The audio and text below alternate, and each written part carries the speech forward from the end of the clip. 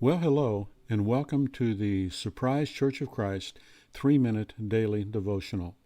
We have been looking at Philippians chapter 4 as a source of encouragement for these difficult and challenging times. There, Paul, who has been in prison for 3 or 4 years, suffered a near-death experience in a shipwreck and is now waiting for his case to be heard by one of the true lunatics of history, Nero, in a capital offense case, had written to his friends in Philippi who were Christians and said, "Rejoice in the Lord always, and again I say rejoice.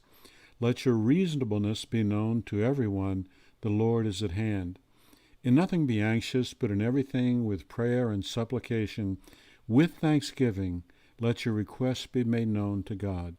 And the peace of God that surpasses all understanding will guard your hearts and minds in Christ Jesus.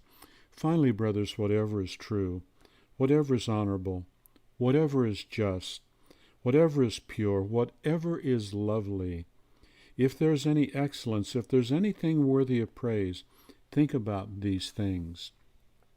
And then he continues in verse 11, "Not that I am speaking of being in need, for I have learned in whatever situation I am in to be content.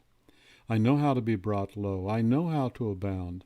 In any and every circumstance I have learned the secret of facing plenty and hunger, abundance and need. I can do all things through him who strengthens me." This is perhaps one of the most misapplied verses in all of the Bible. Surely only the verse "judge not" has been misused and abused more than the verse "I can do all things through him who strengthens me." This verse has been misused by people to prove that if you're a Christian and you have faith and you send enough money to the right preacher, you can do anything you want and you can get anything that you want. Well, it only takes common sense to know that's not true. It doesn't matter how much I want to be a center for a professional basketball team. It's never going to happen. I'm never going to have the ability. It doesn't matter how much I think I deserve to be able to shoot a 65 on a regular golf course from the white tees. It's never going to happen. It just isn't.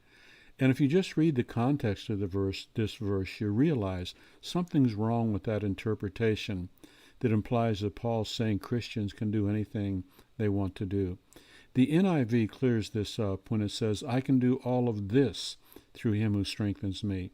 And in fact, the construction of the original language implies that that's what's really meant, that it's the all things in the context that can be done through Christ who strengthens me. What are those all things? Be content in whatever situation I'm in. Have the power to think about the good and the noble and the pure and the lovely, even in difficult, challenging times. Remember to pray during a busy season. Do everything that's reasonable in difficult and challenging times. These are the things that he says we can do in Christ Jesus. And that's encouragement to me and encouragement to you. And remember, we've read the last chapter, and we win.